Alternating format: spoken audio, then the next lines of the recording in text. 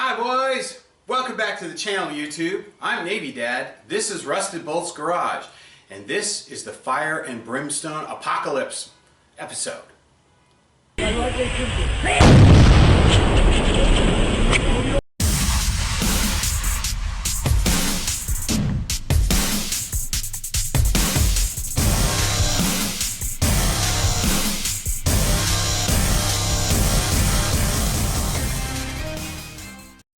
First and foremost, I hope you all are safe. You're practicing all the things that the medical people are saying to do, social distancing, don't go out, all that sort of thing. I know we're doing that. In fact, I have my trusty face mask here. Yes, it's what I used to see in cars with, but hey, it works. And I'm the only one going out because I'm the only one that has a mask. Well, of course we can make them, but yeah, everybody else staying home. So I hope you're doing something similar and staying safe and following all the medical rules. Ignore the idiots on the news because they're idiots. Anyway, so on to better and bigger and better things, car stuff. Okay, so if you have a Mazda Miata, you've done any kind of suspension tuning or anything, you know what this is. And you know what goes in that hole. And it's a pain in the ass to get out. There's just no two ways around it. And well, I think I found a little easier way. I know there's all kinds of methods on the YouTube and on the forums and all that kind of stuff on how to do this, but I think I found a little bit easier way to do this. In fact, I had them both out of there in 10 minutes. Yeah, 10 minutes. Not bad, huh? So, let's get started and I'll show you how I did mine, and maybe you can add some of the other tricks from some of the other videos that are out there and get this done because you know you hate it. And then of course, the end result is putting in Diff bushings, you know, like from Suspension Techniques or some other vendor. But that's your end game, and let's get started. Okay, so here are the tools that I used. Of course, a BFH of your choice, a hacksaw, a spare hacksaw blade, a chisel, which is, what is that, 7-inch, just regular old chisel. And this is the one that came in handy. This is Harbor Freight's 3-inch, there it is, cutoff tool.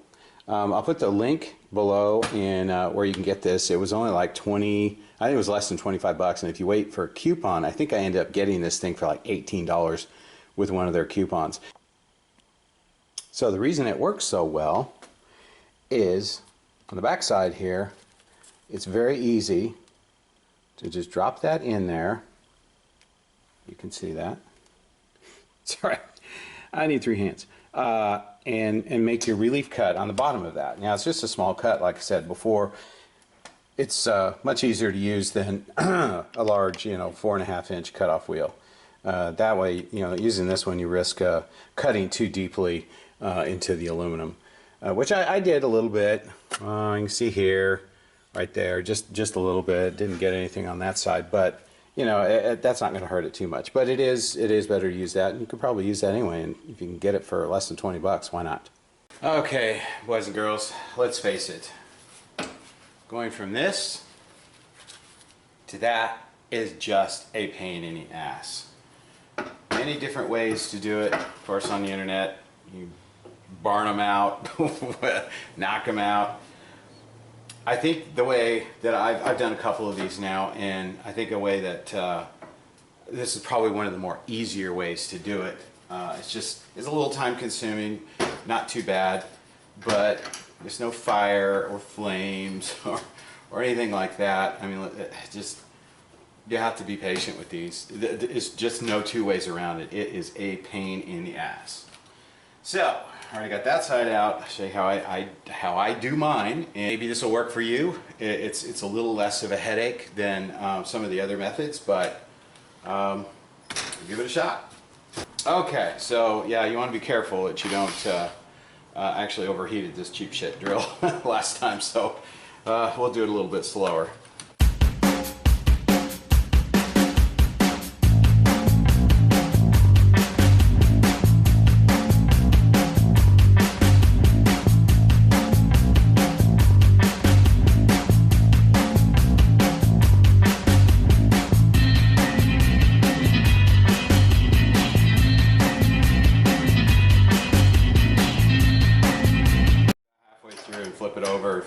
you have a better drill, you should be able to zip right through it.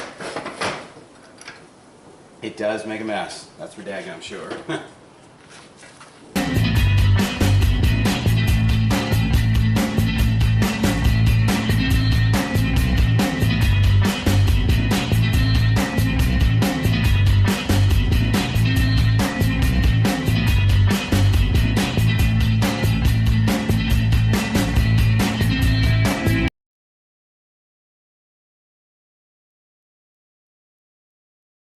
That's overheated. Let's just let that cool off. Okay, and then while this is warm, take your screwdriver and your little hammer here and knock out the rest of the rubber as much as you can just to get it out of the way. And when I say knock out the rubber, I'll show you here in just a second where I'm talking about. I gotta go help my wife. Okay, so once you've gotten this drilled out, or cut out, or however you want to do it, to understand this thing, it is formed, the rubber is formed around these two metal rings. And they're actually it's two pieces. And when they are compressed in, they really lock together. So the next thing you want to do is you want to cut a relief cut here and here. And then you're going to take a hacksaw blade, and then you can just cut down that line on one of them and cut back as far as you can. You don't have to cut all the way through the metal.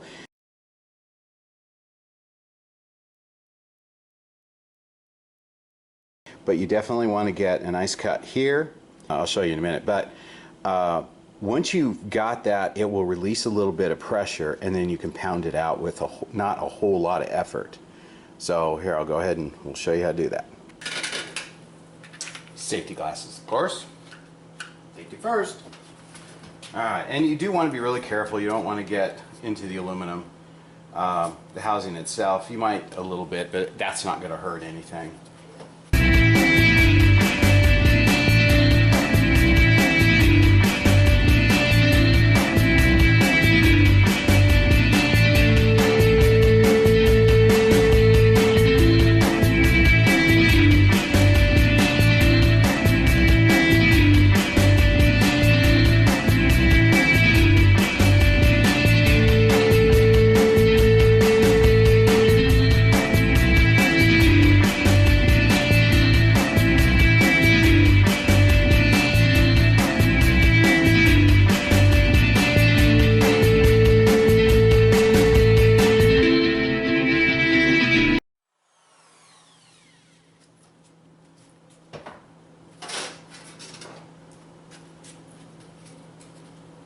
Now you can take a hacksaw blade and kind of manually cut it this way.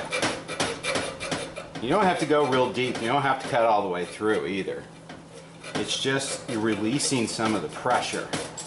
But you do need to get the rubber cut through, because that rubber will hold on and just make it a little harder for you to knock these things through. And on the back side, just like I said, just get it cut down so you're through the freaking rubber. Alright, now turn it over. Should be good enough.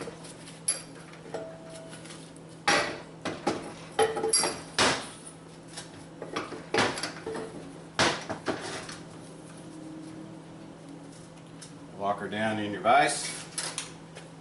Yeah.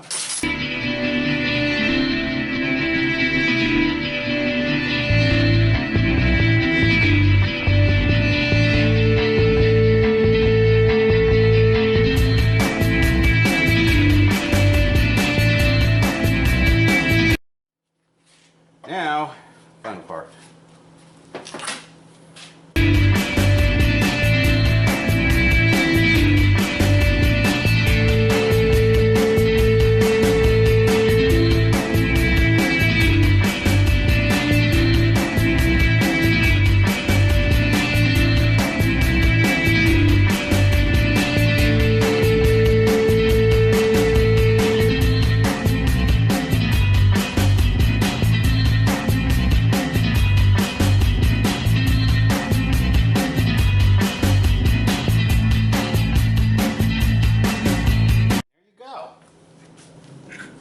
painless, pretty quick.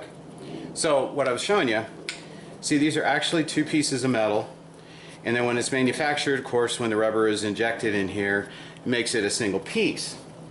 But the metal itself is two separate pieces. So when it compresses in here, it pushes that metal like it's almost a single piece.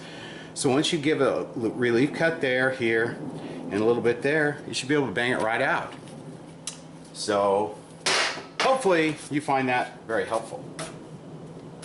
Okay, so you've got that done. Now what's the next part? Well, the next part is this thing. Yep, this is the, well, if you haven't taken your car apart yet, let me show you where it goes. Is, of course, the dreaded bushing is in here. Then this bolts, when the bushing is in here, this is the factory one. This bolts to the bottom of it. These two bolts attached to the subframe, and then the center bolt goes through here. And this is all rubber. Well, not all rubber. Let me show you. Yeah, again, this is for you that haven't done this before. So this is a piece of steel that is press formed with rubber. There is a kind of a rubber washer right here, and this thing you're actually going to cut off. And then this is the part that you've got to get off. You have got to, I think the instructions all say, you know, use a heat gun, don't catch it on fire, you know, and take something like, you know, like something like this and pry it off when it gets hot. Yeah, it doesn't work. I tried it with the heat gun, and it just was taking forever.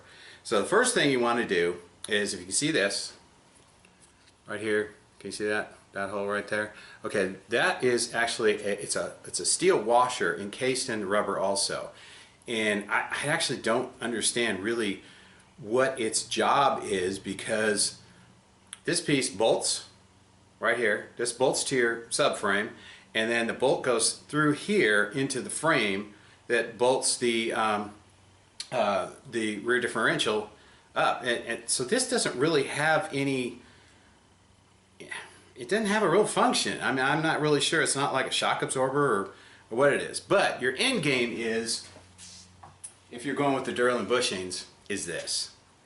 That's right. This is what it started out as. So unfortunately, there's kind of one way to do it, in my opinion.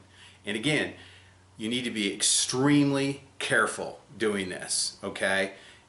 It's playing with fire. I know children should never play with fire. Adults shouldn't either, especially if there's beer around.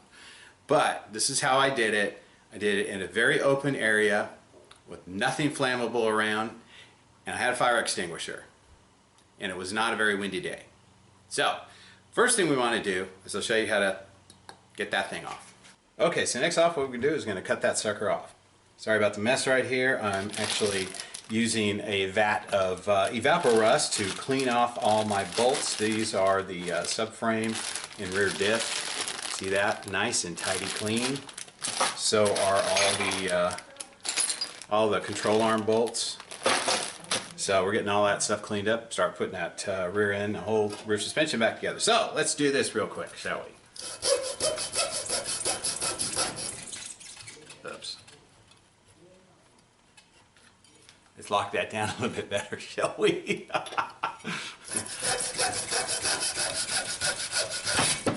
right, that's it. Okay, so as you can see, it is just like a steel washer encased in rubber that was press formed.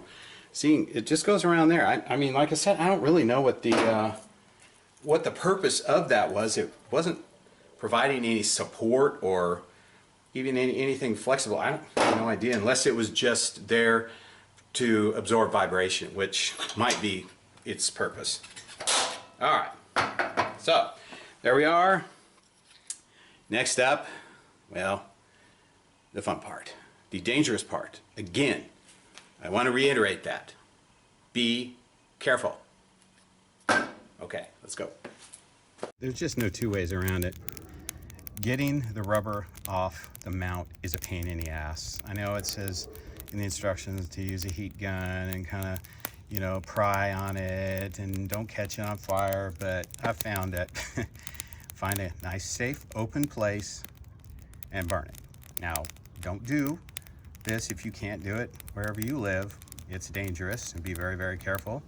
Have a fire extinguisher with you at all times, but this is the fastest way to get this crap off of here that I've found. Well, and there you go. Just needs a little cleanup, some prime and paint, and it's all done. It is a pain in the ass. Like I said, you need to be extremely careful. You're going to do this. You need to do it in an open area, and have a fire extinguisher with you at all times. And be very, very careful, because this is like plastic almost, you know. You catch it on fire and you blow on it, you splatter it, and it's going to stick to you and burn your ass. So I don't recommend doing this. Okay, well, that was kind of fun, wasn't it? Be a little bit of a pyromaniac. It kind of crackled like a bonfire though, didn't it? Yeah, well, anyway. Okay, so next up is installing your Duralants into your differential housing. Now, I'm actually not going to show y'all doing that, because I just found out I may have a line on an RX-7 FE or FC, I forgot which one it is, mid-80s RX-7, mid to late 80s. I think, what, 87 and 92, I think, or 91, I think it is. Non-turbo, which has a heavy, heavy duty compared to this rear differential housing, and basically will bolt right up to it. So, and if you weren't familiar with this, if y'all haven't done this before, you didn't understand anything about this, this is, of course, this is the torsion, or, well, this is a 94 to 05 rear diff. If you can see right here and here, these are breakaway marks. They're to break away during an accident, but they cause a lot of headaches for racers, because it's very easy to break these things if you're running a high horsepower car, or if you're running on track, drifting, whatever. They make a couple of kits to, one, they make a bolt-on kit to support this thing, and they make a weld-on one.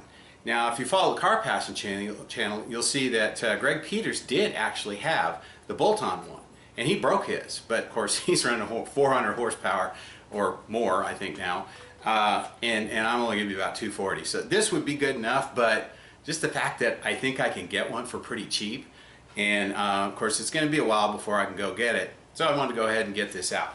But installing these is really pretty easy. So first of all, put the sleeve in first, because it's once this compresses inside here, it's a lot harder to get the sleeve in, and you don't really want to bang the sleeve in, rather push this in as a unit. So put the sleeve, let me put this down. So put the sleeve in here. I'm not going to do it right now because you got to grease it up. And then you can actually push it in. In some cases they'll slide in fairly easy. Put a piece of wood underneath it, and use like a dead blow hammer like this to get it in. Or you can also use a ball joint press and just squeeze it in, or you can use like a Harbor Freight press and push it in. So these are not hard to install. And when they are installed, you have your bushings in. This is the bottom washer. So your bushing goes in from the top, and then this goes in here, and it sits on the bottom of that, and that is why you needed to burn off that rubber, or properly remove the rubber with a heat gun. No, don't do that. So this goes, you see how that is? That fits in there. Put it together, put it up, bolt those two bolts in, bolt that in, and you got your rear diff reinstalled, which I'm going to be doing soon, unless I can get that RX-7 cover. So we'll see. So anyway, it's kind of a short one. I know I didn't show the entire how-to, and of course the subframe's not back in the car just yet, but we'll get to it. And hope you enjoyed this one. Y'all be safe out there. Boys, you be safe as well. Y'all take care of your families. Remember, there is beer in the apocalypse. Y'all have a great one. I'm Navy Dad. I'm out.